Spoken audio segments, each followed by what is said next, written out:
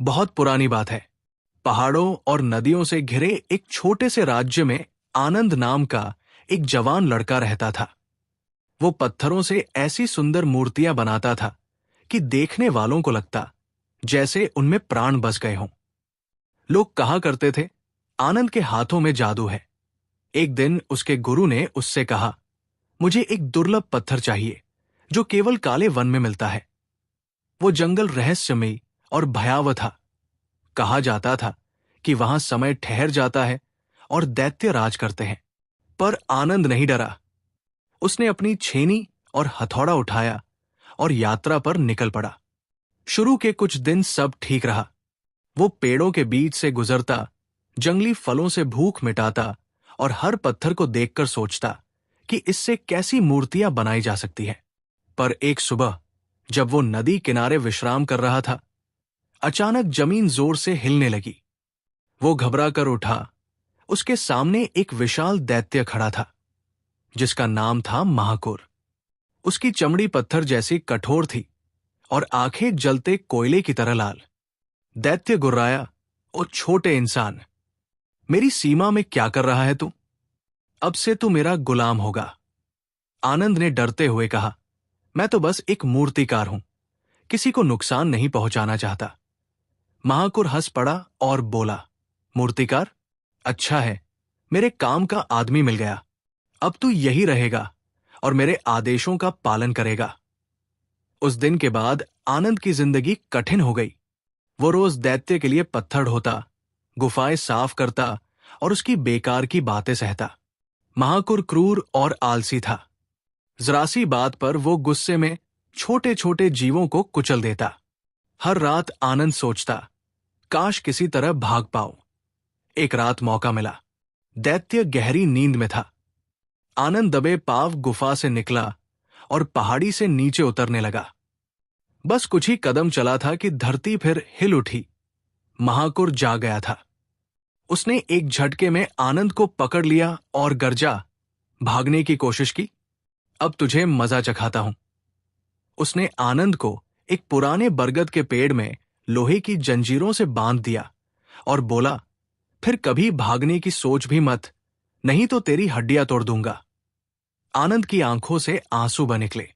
उसे लगा अब उसकी जिंदगी यही खत्म हो जाएगी। वो जंजीरों में बंधा आसमान की ओर देखता रहा। चांदनी पूरे जंगल में फैल रही थी। तभी अचानक उसके सामने हल्की सी चमक दिखाई दी। छोटे छोटे उजले जीव हवा में उड़ते हुए दिखाई दिए। वे थी वनपरियां। उनमें सबसे चमकदार थी उनकी रानी रोहिणी। रोहिणी धीरे से बोली, हे नेक दिल इंसान, हम तुम्हारा दुख जानते हैं। महाकुर ने इस जंगल को बरसों से बर्बाद कर रखा है। हम उससे सीधे नहीं लड़ सकते। हमारा जादू बड़े जीवों पर असर नहीं करता। पर तुम हमारी उम्मीद हो। आनंद ने कहा, मैं तो खुद उसका गुलाम हूं। मैं क्या कर सकता हूं? रोहिणी मुस्कुराई, तुम पत्थरों में जान डाल सकते हो। दैत्य की ताकत उसके अमर ताबीज में है जो उसकी गर्दन में लटकता है। अगर वो ताबीज टूट गया तो उसकी शक्ति खत्म हो जाएगी। आनंद ने कहा, लेकिन उसके पास पहुंचना असंभव है। रोहिणी ने अपने हाथ में एक चमकदार छेनी और हथौड़ा दिखाया। ये स्वप्न उपकरण है। इनसे तुम जादुई बंधन तोड़ सकते हो, पर इसके लिए तुम्हें 3 कठिन काम पूरे करने होंगे। आनंद बोला, मैं तैयार हूं।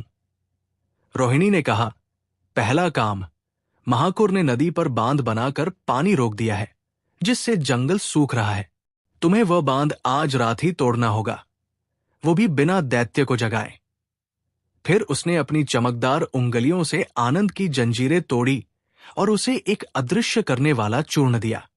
ये बस 1 घंटे तक असर करेगा, उसने कहा और आसमान में उड़ गई।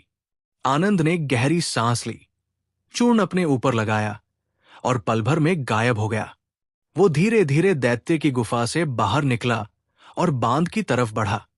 बांध बहुत बड़ा था, पत्थरों का पहाड़ जैसा ढेर। आनंद ने सोचा, मैं अकेला इतने भारी पत्थर कैसे हिलाऊं? तभी चारों ओर हल्की चमक हुई। रोहिणी और बाकी परियां उसके आसपास आ गई। रोहिणी ने कहा, हर पत्थर में एक कमजोर जगह है, बस वही तोड़नी है। आनंद ने स्वप्न छेनी निकाली और परियों के इशारे पर पहला वार किया। टिंग! एक हल्की दरार उभर आई। हर चोट के साथ पत्थर में चमक फैलने लगी। परियां उसके चारों ओर घूमती रहीं, अपनी रोशनी से उसे बल देती हुई। धीरे धीरे पत्थरों का जादुई बंधन ढीला पड़ गया और एक जोरदार चोट के साथ बांध का बड़ा हिस्सा टूट गया। तेज धार निकल पड़ी। जंगल की सूखी धरती फिर से हरी हो उठी। पानी के शोर से महाकुर की नींद खुल गई। वो दहाड़ा, ये क्या हुआ? मेरा बांध किसने तोड़ा? पर उसे कोई नहीं दिखाई दिया। वो गुर्राया, क्या जंगल भी अब मेरे खिलाफ हो गया है? और उसी वक्त अदृश्य आनंद अपनी जीत पर मुस्कुरा रहा था। अगली रात जब जंगल शांत हुआ, रोहिणी फिर आई और बोली, पहला काम बहुत अच्छे से किया तुमने, अब दूसरा और भी कठिन है। महाकुर के पास एक भ्रम कंदरा है, जहां उसने उन लोगों की आत्माएं कैद कर रखी हैं जिन्हें उसने वर्षों पहले निगल लिया था।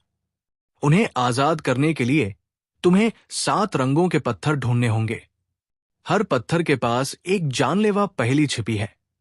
आनंद थोड़ा घबराया, पर बोला, अगर इससे किसी की मुक्ति होगी तो मैं कोशिश करूंगा। रोहिणी ने उसे एक छोटा प्रकाश दीपक दिया। यह दीपक भ्रम को भेद सकता है, इसे हमेशा जलाए रखना। आनंद दीपक लेकर कंदरा में गया। अंदर सब कुछ बदलता रहता था। दीवारें हिलती, रास्ते घूमते और अजीब आवाजें गूंजती। उसे डर लग रहा था, पर उसने दीपक ऊंचा किया और आगे बढ़ा। पहले पत्थर के सामने एक आवाज आई, मैं बोलता नहीं, पर हर जगह मेरी धुन है। मैं पत्थर हूं, पर मेरी आवाज में जीवन है। बताओ, मैं कौन? आनंद मुस्कुराया, ये तो मूर्त है। उसने छेनी उठाई, पत्थर पर एक सुंदर आकृति बनाई, और जैसे ही आखिरी चोट पड़ी, पहला रंगीन पत्थर चमक उठा। वो आगे बढ़ता गया, नई नई पहेलियां हल करता गया। कहीं उसे अपने डर से लड़ना पड़ा, कहीं अपने गुस्से से। आखिरी पत्थर तक पहुंचते पहुंचते उसके सामने उसके गुरु की मूर्ति आ गई। तभी दैत्य की आवाज गूंजी, अगर इसे तोड़ेगा तभी 7वां पत्थर मिलेगा। आनंद के हाथ काम गए। वो मूर्ति उसके लिए भगवान जैसी थी। तभी रोहिणी की आवाज आई, ये असली नहीं, भ्रम है। अगर सच्चाई चाहिए तो मूर्ति तोड़नी होगी। आनंद ने हिम्मत जुटाई, छेनी उठाई और एक वार में मूर्ति तोड़ दी। मूर्ति टूटते ही 7वां पत्थर बाहर आ गया। 7 पत्थर मिलते ही तेज रोशनी फैली और कैद आत्माएं मुक्त हो गई। वे मुस्कुराती हुई आसमान में विलीन हो गई। जंगल में एक नई शांति लौट आई। अब महाकुर की ताकत कमजोर हो चुकी थी। अगले दिन रोहिणी फिर आई और बोली, अब आखिरी 2 कदम बचे हैं। दैत्य की शक्ति का स्रोत उसकी जादुई कुल्हाड़ी है, उसे नष्ट करना होगा। आनंद ने सिर हिलाया। उसने फिर चूर्ण लगाया और गुफा में चुपके से घुस गया। दैत्य सो रहा था। सिंहासन के पीछे उसकी कुल्हाड़ी रखी थी। आनंद ने स्वप्न छेनी उठाई और वार करने लगा। हर चोट पर कुल्हाड़ी नीली चमक छोड़ती, मानो अपना बचाव कर रही हो। तभी जोर की गड़गड़ाहट हुई। दैत्य जाग गया। वो दहाड़ा, तूने मेरे बांध तोड़े, मेरी आत्माएं छुड़ाई, अब मेरी कुल्हाड़ी पर हाथ डालने की हिम्मत की। वो आनंद पर झपटा। अब चूर्ण का असर खत्म हो चुका था। आनंद दैत्य के सामने था, बिना जादू, बिना ढाल। लेकिन उसके चेहरे पर अब डर नहीं था। 3 कठिन कार्यों ने उसमें नई हिम्मत भर दी थी। उसी क्षण गुफा की छत से तेज रोशनी उतरी। सैकड़ों परियां हवा में घूमती हुई आई। उन्होंने अपनी रोशनी से दैत्य को घेर लिया। कुछ पल के लिए वो अंधा हो गया। आनंद ने मौका देखा, छेनी उठाई और पूरी ताकत से कुल्हाड़ी पर वार किया। धड़ाम! कुल्हाड़ी बीच से टूट गई। जैसे ही कुल्हाड़ी टूटी, दैत्य की ताकत खत्म हो गई।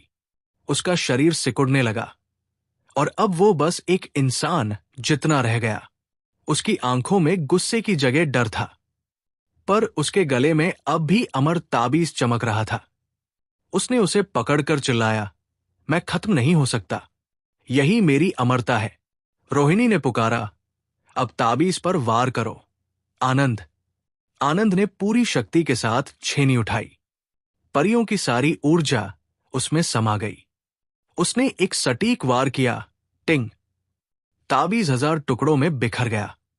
काला धुआं निकला जो धीरे धीरे हवा में गायब हो गया। महाकुर की आंखों की रोशनी बुझ गई। वो जमीन पर गिरा और पत्थर बन गया।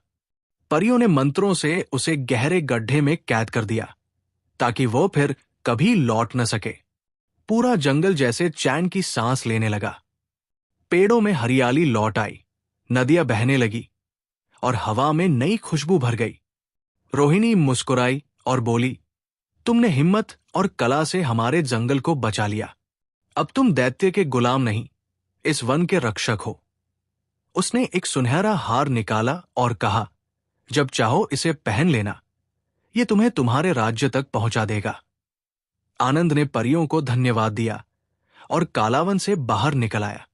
वो अपने राज्य लौटा, अपने गुरु से मिला और पूरी कहानी सुनाई। गुरु मुस्कुराए, मुझे पता था, तेरी कला ही तुझे बचाएगी। आनंद ने फिर एक नई मूर्ति बनाई, एक परी और एक साहसी इंसान की। उसने सबको सिखाया कि सच्ची शक्ति न बल में होती है, न ताबीज में, बल्कि साहस, बुद्धिमानी और मानवीय भावना में होती है। राजा ने आनंद को राज्य का सबसे बड़ा कलाकार और कालावन का रक्षक घोषित किया। और इस तरह वो युवक जो कभी दैत्य का कैदी था, अब पूरे राज्य का प्रेरणा स्रोत बन गया।